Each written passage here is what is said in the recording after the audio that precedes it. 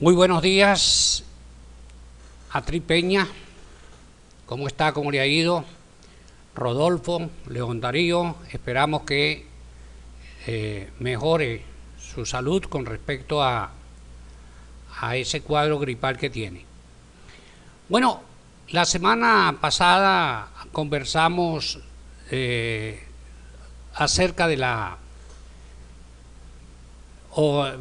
operacionalización de las variables y el paso seguido, una vez que se operacionalizan las variables, es determinar la validez. Generalmente se comienza con la validez de contenido. Eso no quiere decir que no hay otras validez, otros tipos de validez que hay que trabajar. Por ejemplo, algunos hablan de la validez de las 3C: contenido, constructo y criterio.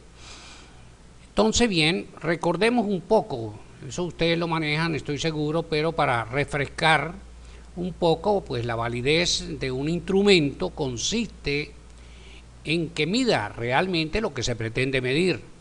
En el caso de la operacionalización de variables que yo les presenté, como recordarán, en el último ítem, ahí no hay validez de contenido, porque resulta que allí hay camuflada una variable que no corresponde al estudio, y eso es fácil de caer en ese detallito.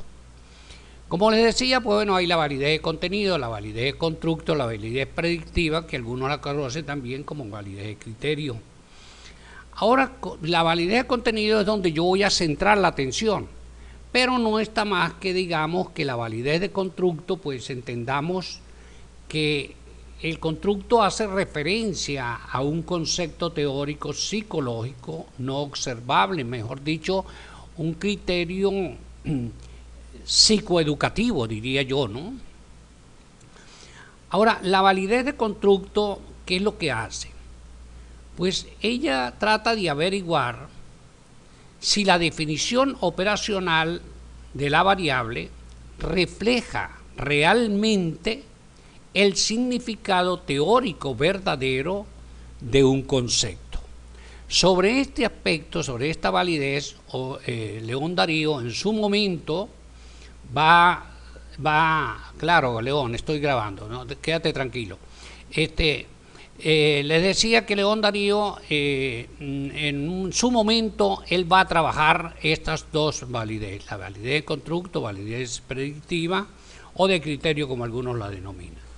Yo estoy únicamente asomando aquí, digamos, lo conceptual de esta validez de constructo, y lo propio hago con la validez de criterio, que ella lo que hace es averiguar en qué medida, en qué grado un determinado test correlaciona con variables ajenas al test. Es decir, cuando digo variables ajenas, me estoy refiriendo a criterios con los cuales se espera, por vía hipotética, que deba correlacionar de determinado modo. Voy a tratar de explicar esto de una manera tal vez más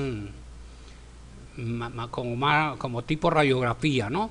Imagínense ustedes que allá en la Universidad de Antioquia se aplica un test de aptitud, y la hipótesis que se establece es que con ese test se puede pronosticar cuál va a ser el desempeño de esos estudiantes a quien se le aplicó ese test en los primeros semestres.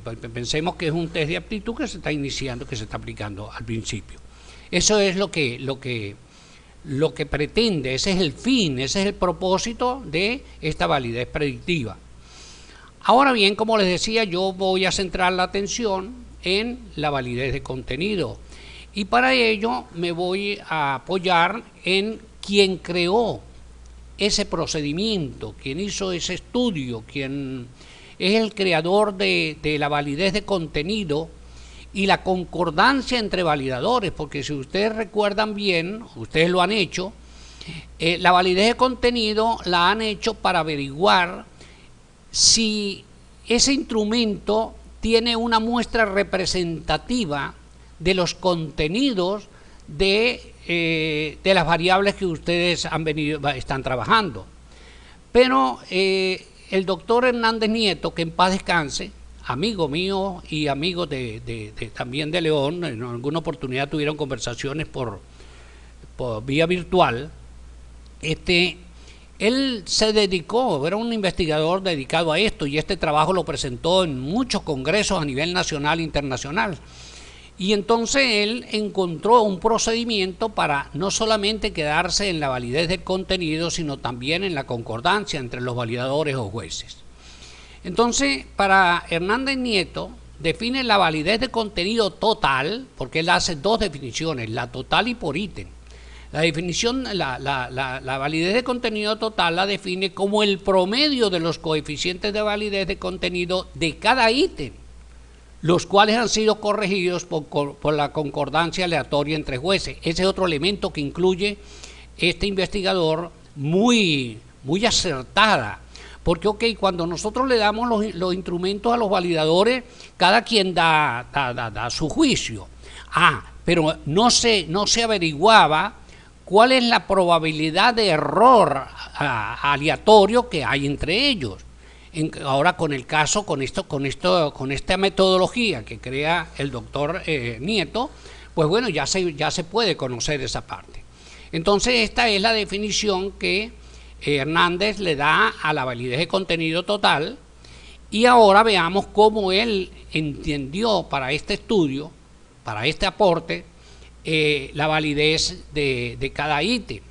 Él la define como la proporción relativa con respecto al valor máximo de la escala del promedio de los puntajes entre jueces por cada ítem. Ahí viene nuevamente el complemento, corregida por la concordancia aleatoria entre los jueces. Esa concordancia aleatoria pues obviamente está reflejada en cada ítem, y allí hay pues hace la sumatoria de todo esto, y luego se lo va a restar a toda esa validez de contenido total, que acertadamente pues él hace dos definiciones, una total y otra por ítem.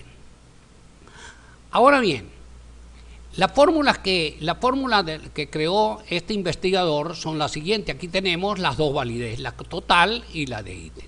La total es la sumatoria de los coeficientes de validez de contenido de cada ítem entre n, que n viene siendo el número de criterios que cada investigador decide para que sea validado su instrumento. Eso lo vamos a ver posteriormente con más detalle.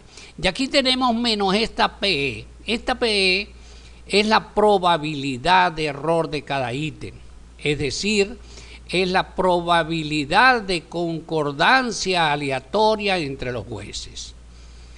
Ahora, este coeficiente de validez de contenido por ítem viene dado por la sumatoria de los puntajes que le da cada juez, que le dan los jueces a cada ítem sobre el número de jueces, sobre el valor máximo de la escala.